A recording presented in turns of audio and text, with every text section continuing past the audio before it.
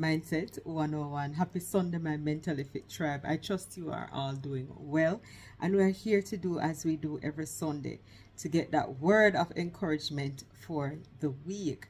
And the portion of scripture that we'll be looking at today comes from Proverbs 20 and verse 3, and it reads thus: avoiding a fight is a mark of honor.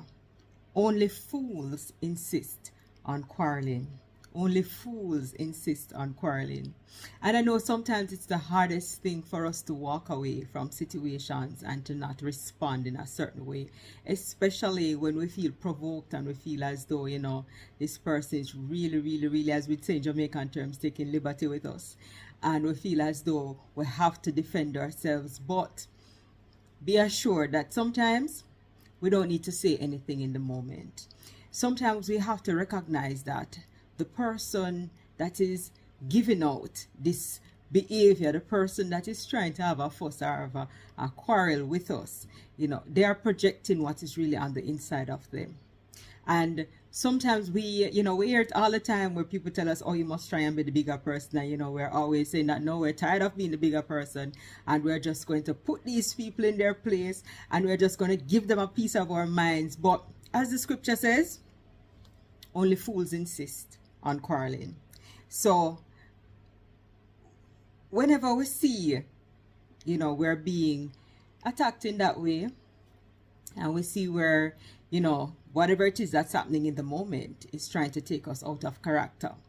And we have to think about that too, that sometimes these situations is building character for us because, they present themselves to see whether we're going to respond in the same way, or if it is that we have grown and our response is going to be different. And sometimes our response can be silence. That's the best response in certain situations, because persons would not expect you to not respond, especially when they come with certain levels of disrespect, when they try to malign your character, when they try to say things that they know are hurtful and things that they know in the past would have evoked a certain response out of you.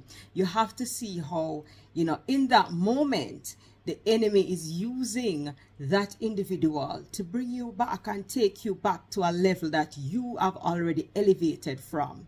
So sometimes these situations present themselves to see, okay, how much have we grown, and have we gotten to the stage where we're able to, as the scripture said to us, turn the other cheek, have we gotten to the stage where we're able to ignore certain behaviors and to look at it as not necessarily coming from the individual per se, but coming from a place of whatever it is that is happening within that individual.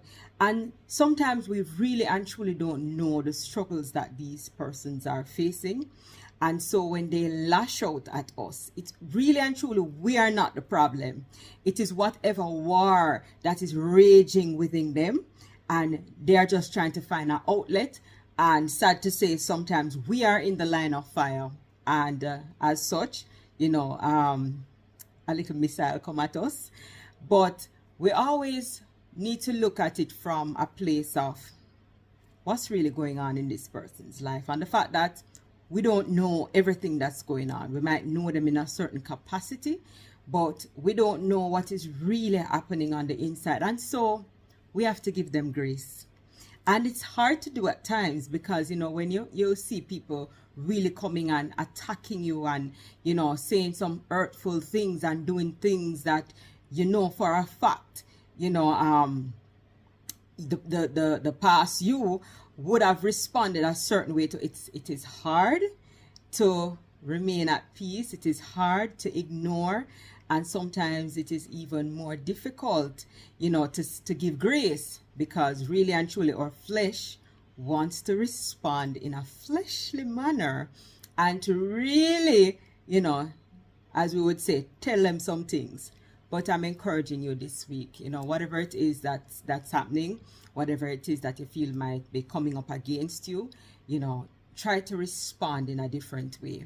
Because sometimes also, if the enemy knows that a certain thing will trigger us, if the enemy knows that a certain thing will get us bent out of shape, then he will continue to use that thing or that situation to evoke a certain response out of us, to get us bent out of shape, to get us upset, to get us mad, to have us in a place where we're just all over the place, we're not settled, and to disturb our peace. So when you see these situations arise and you see where, somebody's just going out of their way to really try and provoke you and to really try and get you to go back to a place where you have elevated from, remember what the scripture tells us.